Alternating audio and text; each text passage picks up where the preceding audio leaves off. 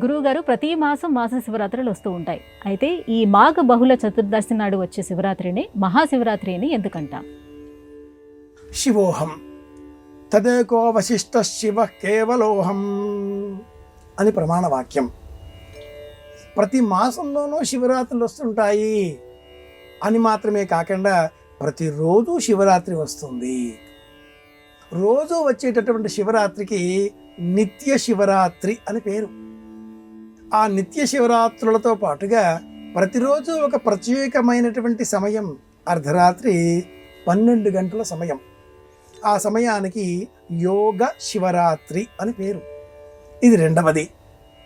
పౌర్ణమికి ముందుగా వచ్చేటటువంటి శివరాత్రికి, అంటే త్రయోదశితో కూడిన చతుర్దశికి పక్ష శివరాత్రి అని పేరు. ఇది మూడవది. అమావాస్యకు ముందుగా వచ్చేటటువంటి త్రయోదశితో కూడిన చతుర్దశి, ఇది మాస శివరాత్రి, నాలుగవది.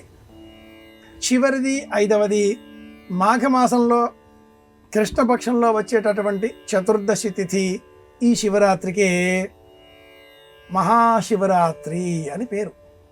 నిత్య శివరాత్రి, యోగ శివరాత్రి, పక్ష శివరాత్రి, మాస శివరాత్రి, మహాశివరాత్రి అనే 5 విధాలుగా ఉండేటటువంటి శివరాత్రులలో ఇది మహాశివరాత్రి, శివారాధనకు ప్రత్యేకం.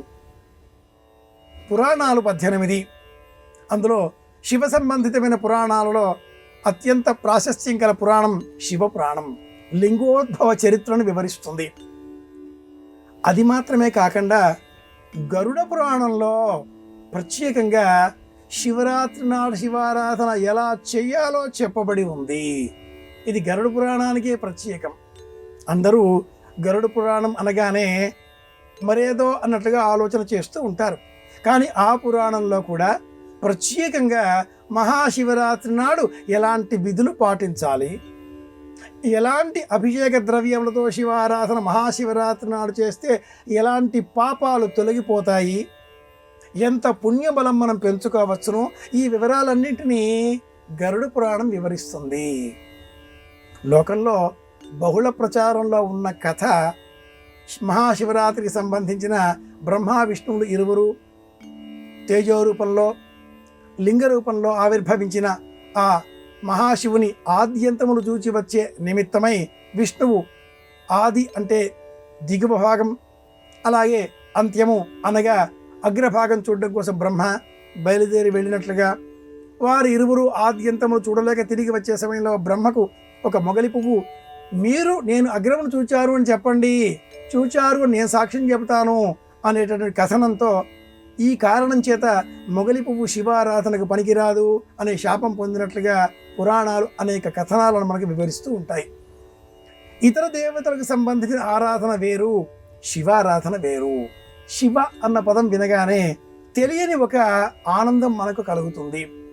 శరీరం అటెంటివ్ అంటాం మనం ఆంగ్లంలో. జాగ్రత్తగా ఏమిటి అని ఆలోచన చేస్తుంది మనస్సుతో సహా. శరీరం అంతా కూడా భస్మం అలదుకోవడం, ఉపవాస వ్రతం పాటించడం, జాగరణ చేయడం, నమశివాయ పంచాక్షరి మహామంత్రాన్ని జపం చేయడం, ఏ దేవతకు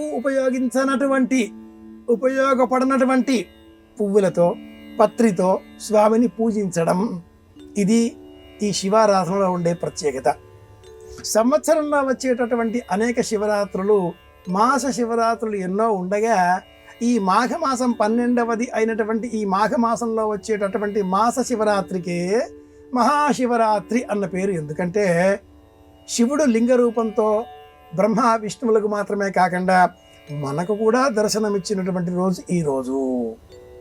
నిరాకారుడైన చిదానంద స్వరూపుడైన ద్వంద్వాతీతుడైన శాంత స్వరూపుడైన ఆ లింగ రూపంలో వెలసిన మహాదేవుడిని పూజించవలసిన రోజు కనుక ఇది మహాశివరాత్రి. అందుకే మన వారు జన్మానికో శివరాత్రి అని కూడా అన్నారు.